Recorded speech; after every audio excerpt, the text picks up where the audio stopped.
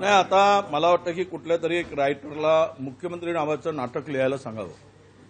त्या नाटकाचं नावच मुख्यमंत्री ठेवावं आणि त्याला फिरता रंगमंच असला पाहिजे.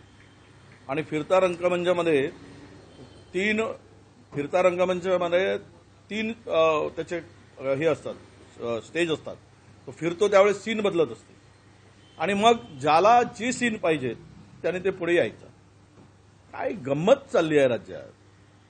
म्हणजे सत्तेच्या खुर्चीची ओढ माणसाला किती अस्वस्थ करते हे यातून दिसतंय. आणि तुमची सत्ताच येणार नाही, आलटून पालटूनचा विषय कुठे आलाय.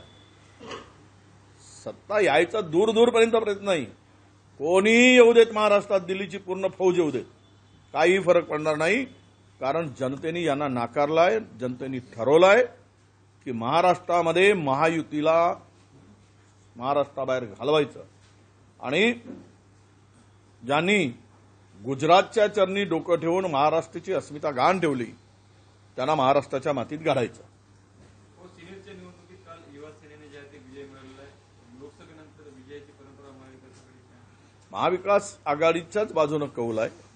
युवक जे होते तर लोकांच्या मनामध्ये काही संभ्रम होता. पण मुंबईच्या विद्यापीठाच्या निकालानंतर युवक सुद्धा आता महाविकास आघाडी बरोबर आहे आणि ही विजयाची परंपरा जी आहे ती कायम ठेवण्याचा निर्धार महाराष्ट्रातील सर्व जनतेनी, सर्व स्तराच्या लोकांनी, मग तो युवा असेल, शेतकरी असेल, तरुण असेल, यांनी तो निर्धार केला आहे.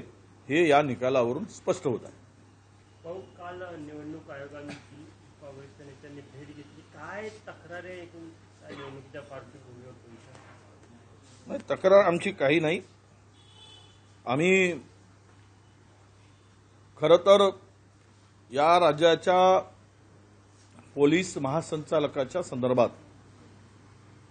ते आमची तक्रार होती की कारण त्यांची मुदत संपली आहे आणि मुदत संपलेल्या अधिकाऱ्यास राज्याच्या पोलीस प्रमुखाच्या पदावर बसवणं किंवा ठेवणं हे निवडणुकीसाठी उचित नाही. कारण मुदतवाढ देणारं सरकार त्यांचा कशाही पद्धतीनं राजकीयदृष्ट्या विरोधकांना अडचणीत आणण्यासाठी अडचण ठरू नये. आणि उद्या आचारसंहितेच्या दृष्टीनं निवडणूक लागल्यानंतर त्या पदावर बसलेली व्यक्ती ही मुदतवाढ दिलेली नसावी हे आमची स्पष्टपणे मागणी होती. म्हणून निवडणूक आयोगाकडे यांना त्या ठिकाणी ठेवू नये अशी मागणी काँग्रेस. निवडणूक आयोगाने नाराजी देखील व्यक्त केली की मुख्य सचिवांनी निवडणूक पूर्व बदल्यांचा अहवाल दिला नाही. काय वाटतं? नाही, हे सगळंच घोळ आहे. कोणाचा पायपोस कोणाच्या पायात नाही. सगळं नियमबाह्य आहे.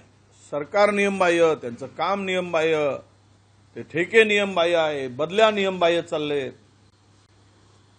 नागपूर ग्रामीणच्या पोलीस अधीक्षकांनी नागपूर ग्रामीण यांनी 100च्या वर बदल्या आत्ता केल्या.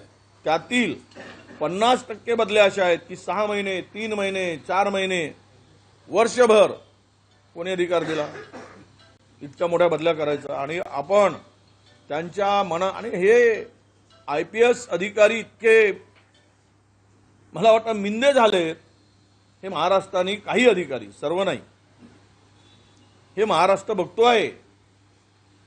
तुमची एक तो त्या वर्दीची आन बान शान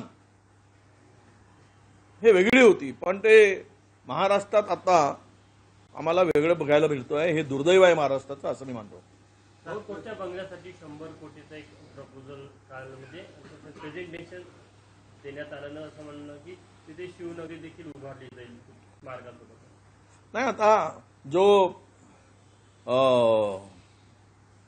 वो असं म्हणतात ना की जे सगळं अस्मिता घालून तुम्ही आता तिथे काय उभारायचं हे कराल, कमिशन खाल्यानंतर आता पुन्हा त्यामध्ये कमिशन खाऊ नका. काही उभारत असताना जे पुतळ्यामध्ये महाराजांच्या कमिशन खालात आणि महाराष्ट्राची स्वाभिमानाला ठेच पोहोचवण्याचं पाप केलं, ते तुम्ही आता कितीही मोठी उभारली तरी त्यातून काही गेलेली इज्जत या सरकारची परत काही मिळवता येणार नाही.